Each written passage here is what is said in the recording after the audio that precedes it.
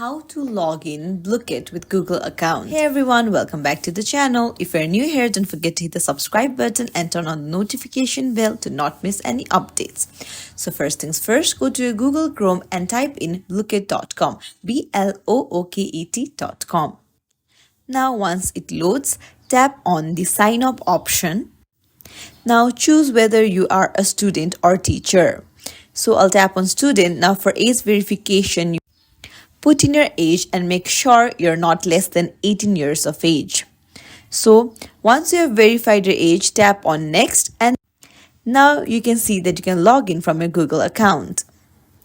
And that's it. Now you'll have to choose your Google account and put in your username. Make sure it's unique and just agree to the terms and conditions and hit submit. And that's it, your Blooket account has been created. Don't forget to like and subscribe to our channel. Thanks for watching. I'll see you in the next video, everyone.